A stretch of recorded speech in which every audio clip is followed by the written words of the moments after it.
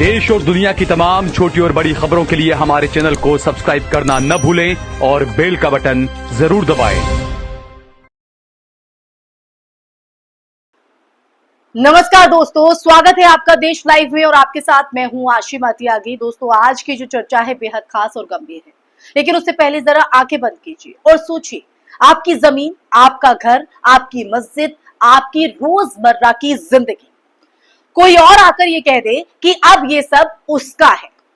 आपके बच्चों का खेल का मैदान, आपके बुजुर्गों की कब्र, आपकी रोजी रोटी की जगह, सबका नक्शा बदल दिया जाए। यही किया है इजराइल ने वेस्ट बैंक के साथ। नेतन्याहू ने नया नक्शा जारी करके दुनिया को यह साफ संदेश दिया है, कानून, इंसाफ, संयुक्त राष्ट्र सब बेमानी है। असली ताकत सिर्फ बंदूक और कब्जे में है। ये नक्शा सिर्फ कागज पर खींची लकीर नहीं है दोस्तों, ये लकीर फलस्तीन के सीने पर जलील जख्म है। और सवाल ये है कि क्या दुनिया चुपचाप इस जख्म को और गहरा होते हुए देखती रहेगी? आज इसी सवाल के साथ चर्चा की शुरुआत होगी, लेकिन उससे पहले आप लोगों से हमेशा की तरह अपील, इंसाफ की आवाज को बुलंद करने के लिए और सच्ची पत्रकारिता के लिए हमारा सहयोग करें। साथ ही डिस्क्रिप्शन में दिए गए लिंक को ओपन कर ज्वाइन बटन दबाकर आप हमसे यानी देश लाइव से सीधा जुड़ सकते हैं दोस्तों। तो चलिए आज की चर्चा का एक बार फिर से रुख करते हैं। और मैंने ये गंभीर और खास क्यों कही है?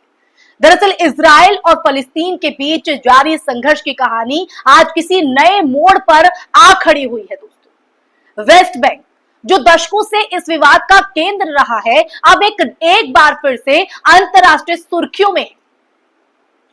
इजराइल के प्रधानमंत्री बेंजामिन नेतन्याहू ने एक नया नक्शा जारी किया है, जिसमें वेस्ट बैंक के अधिकांश हिस्से पर इजरायली कब्जे का खुला ऐलान किया गया है। सही सुन रहे हैं आप। अब ऐसे में सवाल यह है दोस्तों कि क्या ये महज एक नक्शे की लकीरें हैं या फिर ये आने वाले वक्त में फलस्तीन की जमीन पर आखिरी कील साबित होगी? और सबसे बड़ा सवाल कि क्या अंतरराष्ट्रीय समुदाय की चुप्पी इस नई दादागिरी को वैधता दे रही है? ये देश लाइव सवाल उठा रहा है दोस्तों, और ये सवाल न सिर्फ देश लाइव बल्कि हर किसी के जहन में भी है। अगर इतिहास की तरफ देखा जाए तो 1967 की 6 डे वॉर के बाद इजराइल ने वेस्ट बैंक, गजा और पूर्वी यरूशलेम पर कब्जा कर लिया था। और उस वक्त संयुक्त राष्ट्र सुरक्षा परिषद ने यूएन रेजोल्यूशन 242 के तहत साफ कहा था कि इजराइल को कब्जे वाली जो जमीन है वो छोड़नी होगी। लेकिन आधी सदी से ज्यादा वक्त बीत जाने के बावजूद भी इजराइल ने न सिर्फ ये जमीन नहीं छोड़ी, बल्कि वहां पर यहूदी बस्तियों का सेटलमेंट, जी हां, उनका जाल बिछा दिया। अंतरराष्ट्रीय कानून के हिसाब से ये बस्तियां गैर कानूनी हैं, लेकिन इजराइल उन्हें हिस्टोरिकल राइट, सिक्योरिटी जरूरत बताकर जस्टिफाई करता आया है और कर भी रहा है दोस्तों। आज नेतन्याहू का ये नक्शा दिखाता है, दर्शाता है कि वेस्ट बैंक को इजराइल 3 हिस्सों में काटकर अपना बना लेना चाहता है, क्योंकि एक तरफ वो कहते हैं कि ये उनकी राष्ट्रीय सुरक्षा की जरूरत है और दूसरी तरफ उनका प्लान ये है कि फलस्तीनियों को छोटे छोटे बटे हुए इलाकों में धकेल दिया जाए, ताकि एक संप्रभु और मजबूत फलस्तीनी राज्य कभी बन ही ना सके। तो छोटे छोटे बटे हुए इलाकों में धकेलने की कोशिश है। इस मंशा के साथ ही कदम उठाया ताकि एक संप्रभु और मजबूत फलस्तीनी राज्य कभी बन ही ना सके। और इसे ही कई विशेषज्ञ बंटुस्टैनिजेशन कहते हैं, यानी फलस्तीनी इलाकों को एक छोटे छोटे टुकड़ों में बांटना कि वो कभी स्वतंत्र देश की शक्ल ना ले सके, आजादी के साथ ना रह सके। नेतन्याहू का ये जो नक्शा है वो सिर्फ भौगोलिक कब्जा नहीं है, बल्कि राजनीतिक संदेश भी है। ये संदेश है कि अब इजराइल किसी अंतरराष्ट्रीय दबाव की परवाह नहीं करता। अमेरिका हो, यूरोप हो, अरब देश हो, सबके बयान और विरोध केवल कागजों पर रह गए हैं। असलियत यह है कि नेतन्याहू समझ चुके हैं कि दुनिया की जो राजनीति है वो इस समय इतनी बटी हुई है कि कोई भी देश इजराइल के इस कदम को रोकने में सक्षम नहीं है। अब दोस्तों, आप खुद ही जरा सोचिए कि फिलिस्तीनियों की जो हालत है वो क्या होगी। वेस्ट बैंक में पहले से ही करीब 30 लाख फिलिस्तीनी रहते हैं। उन्हें रोजाना चेक पोस्ट से गुजरना पड़ता है। उनकी जो आवाजाही है वो सीमित है, यानी दायरा एक मेंटेन किया हुआ है और उनकी जमीन पर लगातार कब्जा भी हो रहा है। तो ये जो नया नक्शा है वो लागू हो जाएगा तो उसके बाद ये लोग छोटे छोटे एनक्लेव्स में घुसा दिए जाएंगे, जहां ना तो स्वतंत्रता होगी, स्वतंत्रता आप समझते हैं ना, आजादी, ना भविष्य वहां पर दिखाई देगा। यह हालात किसी जेल से कम नहीं होंगे। तो कई मानवाधिकार संगठन इसे अपार्थाइड 2.0 कह रहे हैं। अगर अंतरराष्ट्रीय राजनीति पर नजर डाली जाए दोस्तों, तो अमेरिका की जो भूमिका है वो सबसे अहम है।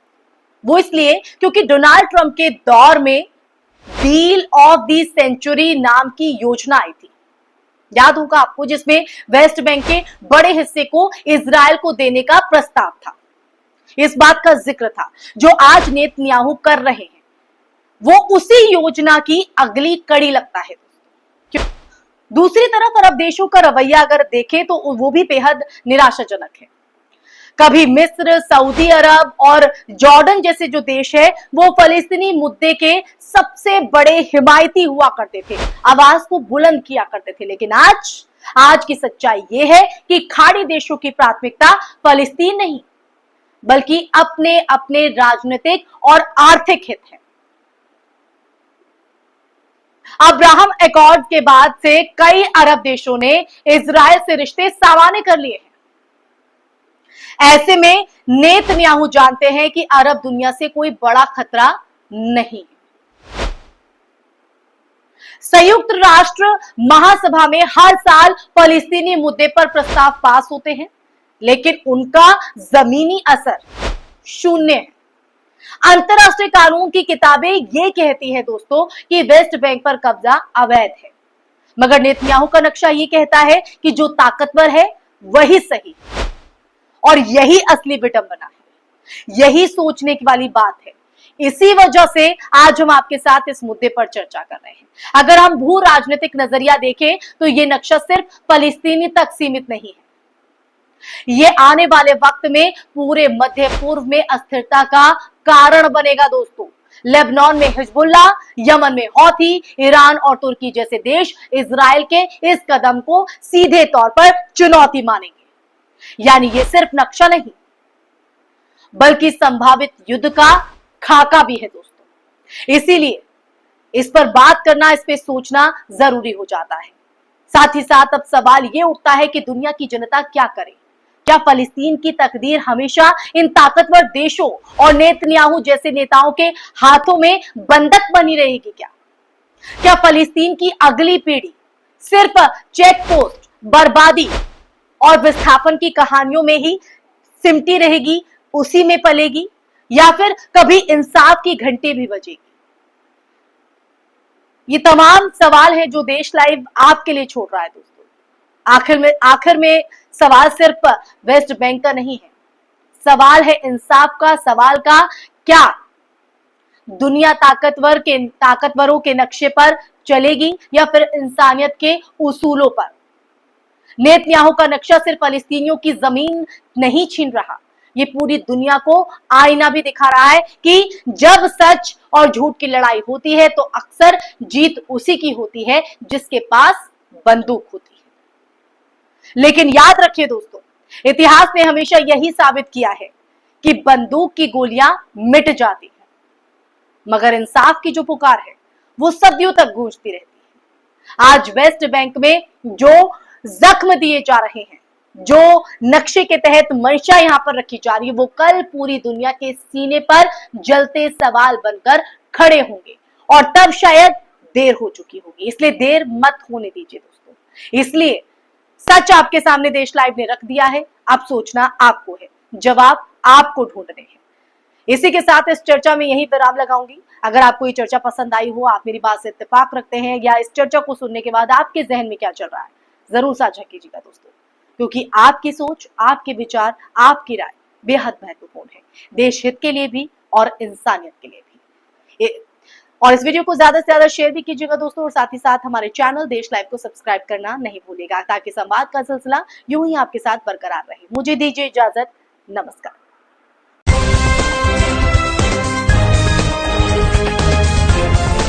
देश और दुनिया की तमाम छोटी और बड़ी खबरों के लिए हमारे चैनल को सब्सक्राइब करना न भूलें और बेल का बटन जरूर दबाएं।